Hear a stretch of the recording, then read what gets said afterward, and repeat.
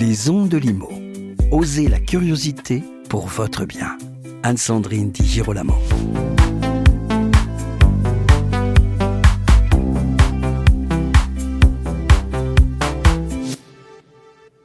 Faut-il envisager la transition écologique des bâtiments avec enthousiasme ? Certains trouveront ce thème ironique, inconscient, voire cynique, mais j'ai décidé de le proposer tout de même à Dimitri Moll, fondateur de Cnova, AMO, maître d'œuvre et bureau d'études techniques spécialisé dans la rénovation des copropriétés. Bonjour Dimitri Moll. Bonjour Anne-Sandrine. Quand on sait qu'au 1er janvier 2025, les logements classés G seront sous le coup d'interdiction de louer et qu'au surplus, en raison d'une violente crise de l'immobilier et de la construction, les Français ont de plus en plus de mal à trouver un logement, ne paraît-il pas de plus en plus difficile de se dire que la rénovation énergétique du bâtiment existant en France est un objectif réellement louable et tenable ?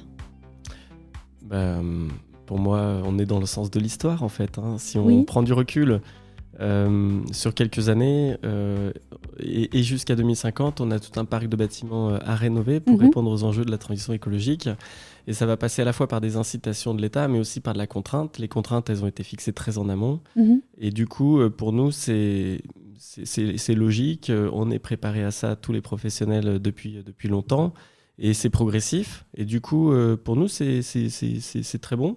C'est-à-dire que ça permet d'engager tous les propriétaires bailleurs qui, auparavant, étaient plutôt à la traîne dans les assemblées générales pour défendre et voter ce type de projet, d'embarquer dans l'aventure. Et aujourd'hui, on constate que sur toutes les assemblées générales qui se votent là ces dernières semaines, il y a vraiment un engouement et qu'on a des votes souvent à l'unanimité ou sinon à 80-90% des copropriétaires. Donc pour nous, c'est très positif et ça va dans le bon sens, tout à fait. Mais est-ce que c'est un engouement plein de sincérité ? Je dirais pour l'avenir de la planète et la décarbonation du bâtiment, ou c'est un engouement qui a été un peu forcé et dont on voit finalement l'effet maintenant ?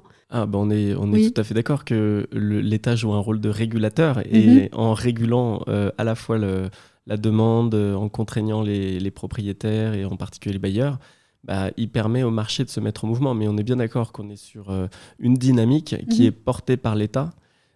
Et que si l'État ne portait pas cette dynamique, il n'y aurait pas de dynamique. L'enjeu écologique est clairement de plus en plus porteur. On sent que autant il y a 5 ou 10 ans, quand on était en Assemblée Générale, il valait mieux pas parler d'écologie parce que sinon on prenait des tomates dans la figure. Autant maintenant, il y a de plus en plus de personnes concernées, mais ce n'est pas suffisant pour permettre d'embarquer un vote des travaux. Donc nous, ce qui parle aux copropriétaires aujourd'hui, c'est plutôt de montrer à quel point le bâtiment va s'embellir, va repartir pour 20 ou 30 ans, va être plus confortable à vivre et puis va se valoriser à la fois sur le marché locatif, on en a parlé pour les propriétaires bailleurs, mais également sur le marché de la transaction. Et donc voilà, et puis également bien sûr les économies d'énergie dans un contexte où on a vécu récemment des hausses de coûts d'énergie fortes, probablement qu'il y en aura encore. Donc c'est plutôt ces éléments-là qui en fait créent une dynamique positive et un engouement à rénover. Mais tout ça est quand même porté par l'État. Si l'État ne contraignait pas ou n'incitait pas par les aides financières comme MaPrimeRénov', objectivement, ce serait difficile de faire voter des projets de rénovation globale ambitieux. Vous disiez à l'instant que quand vous étiez en Assemblée Générale, on voit vraiment un mouvement positif et porteur. Est-ce qu'il y a aussi des questions de génération, par exemple ? Est-ce que vous pouvez constater qu'il y a une génération plus encline que l'autre à avancer sur la question ou pas ? Oui, clairement. Alors, je dirais pas que y a des générations qui sont aux abonnés absents parce que souvent les personnes. Mon but n'est pas de pointer du doigt. Les personnes plus âgées sont celles qui portent le plus les responsabilités dans les conseils syndicaux. Et elles sont moteurs, en tous les cas pour les clients de Cnova. C'est intéressant ça.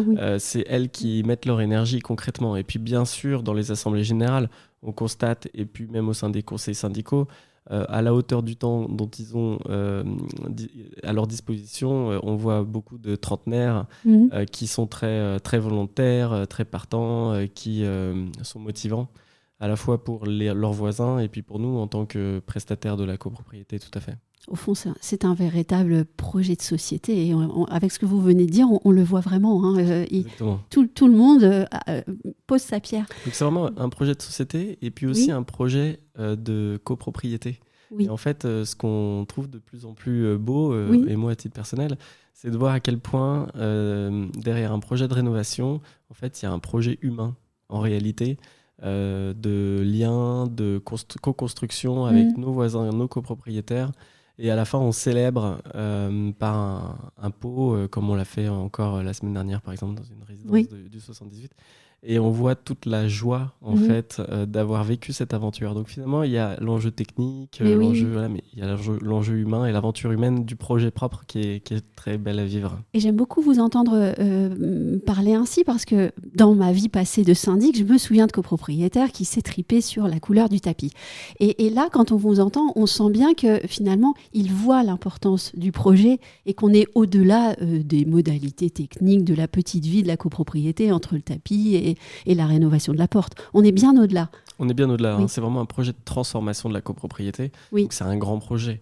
On en vit une fois dans notre vie de copropriétaire. Donc, et heureusement qu'une fois d'ailleurs. Il y a un peu de... Voilà, c'est vraiment passionnant, c'est vivant, il y a des hauts, il y a des bas. Oui. Mais on est content d'en faire partie, à la fois quand on est copropriétaire et quand on est partie prenante, que ce soit nous en tant que maître d'œuvre ou AMO ou les entreprises, et les syndics bien sûr en premier lieu. Alors, on l'a bien compris, finalement, la rénovation énergétique de la copro, c'est un projet qui peut être enthousiasmant. Maintenant, le coût est quand même un sujet. Quelle réponse on peut apporter à ceux que le coût de la rénovation énergétique effraie ou réfrène ou freine ? Oui. Et ben en fait, quand on regarde le coût d'une rénovation énergétique, en fait, il faut aller un petit peu dans le détail pour bien préciser de quoi on parle. En règle générale, la copropriété a quoi qu'il arrive besoin de faire des travaux, et notamment des travaux de ravalement de façade ou d'entretien de balcons, de garde-corps, de rénovation de systèmes de chauffage. Donc en réalité, de toutes les façons, pour maintenir le bâtiment dans un état bon. Qui va durer dans le temps, en fait, pour maintenir l'investissement juste sa valeur, et le fait que quand on vend l'appartement, il y a des acheteurs qui se présentent dans un délai raisonnable, mais en fait, il faut l'entretenir. Donc, en réalité, déjà, ça, pour nous, c'est pas à prendre en compte, si vous voulez, dans le surcoût de la rénovation. Donc, il y a des copropriétés où les copropriétaires n'ont pas conscience qu'il y a besoin de mettre de l'argent pour juste entretenir le bâtiment, mais en tout cas, nous, chez nos clients, et puis les syndics font aussi de la pédagogie. Les gens savent, et puis aujourd'hui quand on achète, on est quand même très informé avec le carnet d'entretien, avec le DTG, etc. On se rend bien compte de l'état du bâtiment dans lequel on investit. Donc pour nous, il faut retirer la part que de toutes les façons on doit mettre juste pour maintenir le bâtiment. Et donc ensuite, ce qui est intéressant de regarder quand on parle du coût, c'est le surcoût de le fait d'embarquer une rénovation qui va permettre d'atteindre l'étiquette A ou B, donc c'est-à-dire avec beaucoup d'isolation en haut, sur les murs, les fenêtres, améliorer les systèmes de ventilation, de chauffage. Et en fait, ce surcoût, il faut ensuite réduire et enlever toutes les aides financières de l'État. Et donc, ça va être juste le surcoût non financé par des subventions directes qui va être intéressant à regarder. Et souvent, ce surcoût, en réalité, il est très faible, voire nul, voire négatif. Et si à cela, on ajoute la hausse de valeur du bien qu'on va pouvoir revendre ou mettre en location, eh bien, en réalité, l'équation est très positive. Et là, j'ai même pas mis dans l'équation les économies d'énergie futures, si vous voulez, qu'on peut considérer comme une cerise sur le gâteau, puisqu'on ne maîtrise pas l'évolution des coûts de l'énergie. Mais voilà, nous, c'est ça qu'on explique en assemblée générale. Et puis, quand on regarde avec une démonstration, rénovation, entretien pur, rénovation globale et performante, on voit le surcoût, les aides en face, tac, tac. Et en fait, on le finance en plus sur 20 ans avec des prêts à taux zéro. Donc, on regarde la mensualité, se rendre compte qu'entre les deux mensualités, en fait, il n'y a pas photo. Et donc, on embarque finalement assez naturellement. Les copropriétaires prenons conscience avec nous que c'est leur intérêt premier de partir sur une rénovation globale et performante. Alors, pardon de cette question qui est posée avec le sourire. Est-ce que vous êtes donc en train de me dire que finalement, il y aurait plus de pédagogie à faire sur l'entretien d'un bâtiment, question quand même classique et fondamentale, plutôt que de faire de la pédagogie sur la rénovation énergétique des bâtiments? Oui, c'est important effectivement que on parte pas de zéro, c'est-à-dire que les copropriétaires, s'ils savent déjà il va falloir investir dans l'entretien même du bâtiment, l'équation est encore plus facile à présenter. Et aujourd'hui, encore il y a quelques années, jusqu'à il n'y a pas très longtemps, on faisait cette comparaison scénario entretien pur, scénario rénovation globale performante. Et en fait, on est en train d'évoluer de plus en plus vers le fait d'abandonner la présentation du scénario entretien et de plutôt présenter un scénario rénovation moins 35% et un scénario basse consommation d'énergie qui permet d'atteindre l'étiquette A ou B. Parce qu'en fait, on se rend compte que c'est a priori de plus en plus naturel et compris dans les assemblées générales que non seulement il faut entretenir, mais en plus, on va pas faire aujourd'hui, il n'y a plus beaucoup de monde qui s'intéresse à faire un ravalement sans embarquer l'isolation, sauf contraintes techniques comme les immeubles haussmanniens dans lesquels on se trouve.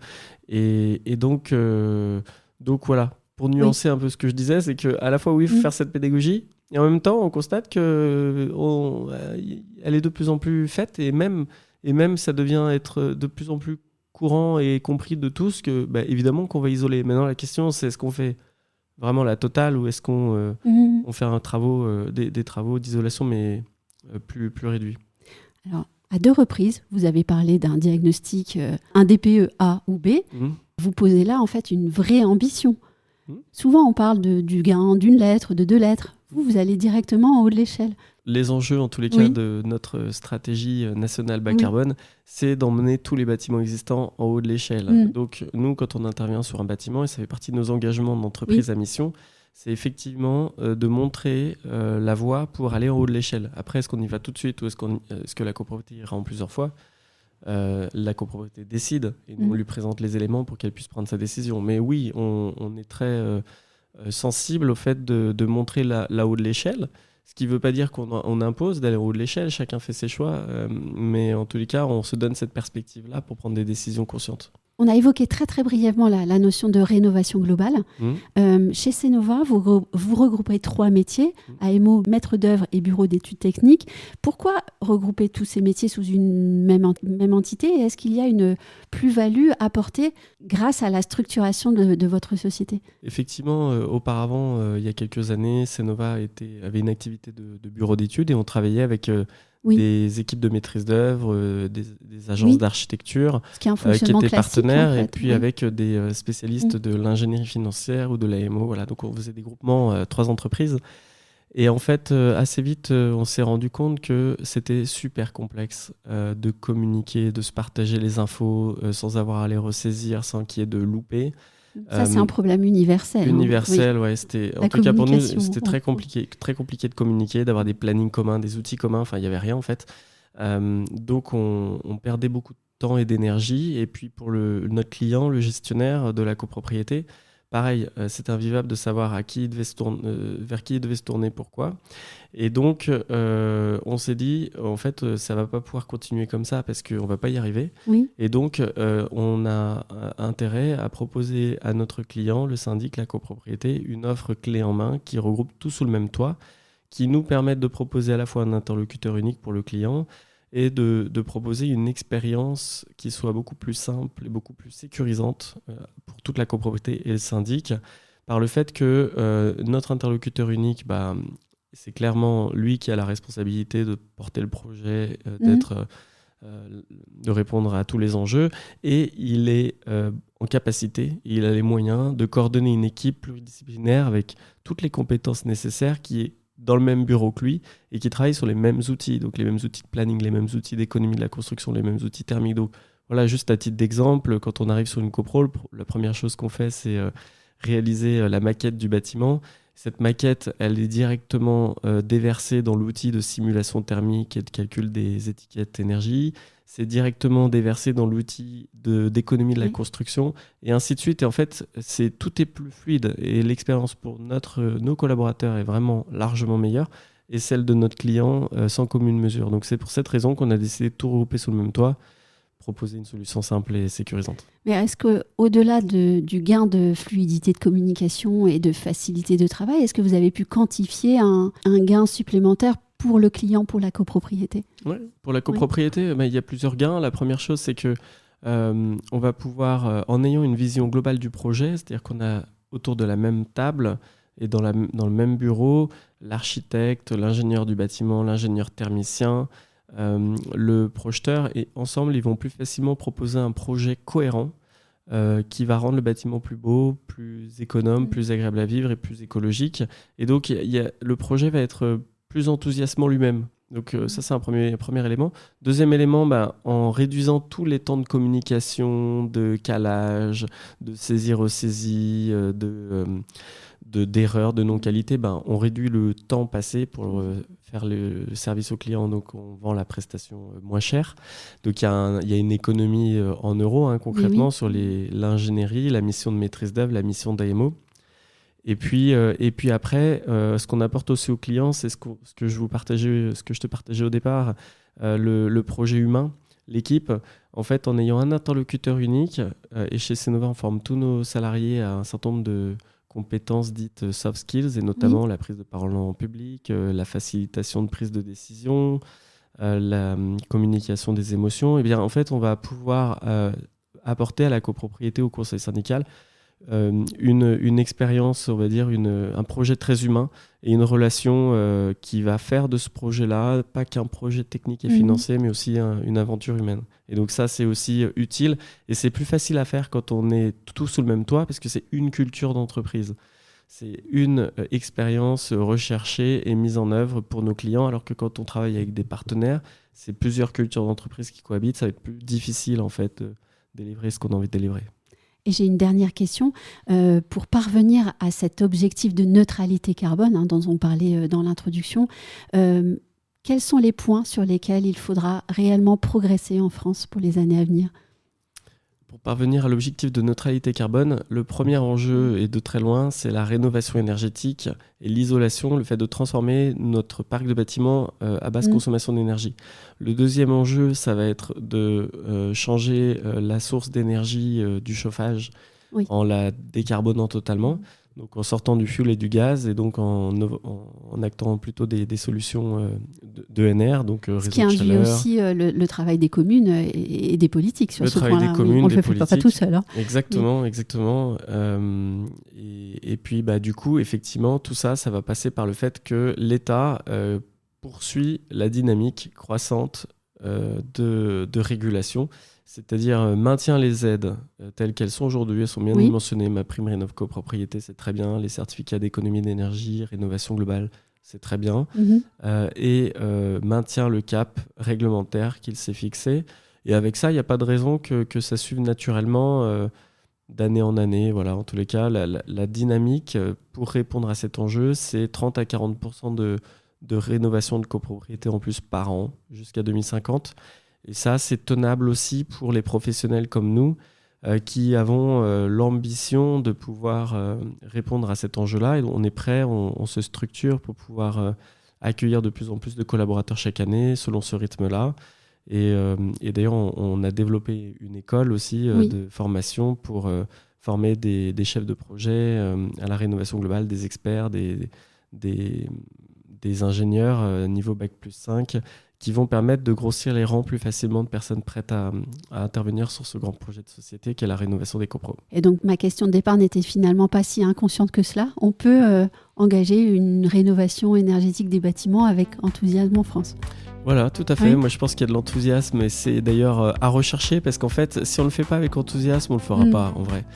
C'est l'enthousiasme, en tous les cas, moi, qui me mobilise, et je pense qu'il mobilise les collaborateurs de Cnova. Nous, ça fait partie de notre mission, c'est écrit dans nos statuts, contribuer avec enthousiasme et activement à la transition écologique des bâtiments. Donc, pour nous, c'est un des éléments clés, en tous les cas, qu'on recherche, parce qu'on ne croit pas qu'on va pouvoir servir les générations futures si nous-mêmes on le fait en se faisant mal au quotidien avec nous-mêmes ou avec nos proches. Donc tout l'enjeu d'être guidé par sa joie, pour nous, c'est effectivement important, et il y a vraiment matière à faire sur ce sujet. Merci Dimitri Moll d'avoir bien voulu répondre à mes questions, et à vous qui nous écoutez, merci de votre fidélité. Merci à vous. Merci. Retrouvez les Ondes de Limo sur ondedelimo.com, les réseaux sociaux et la newsletter.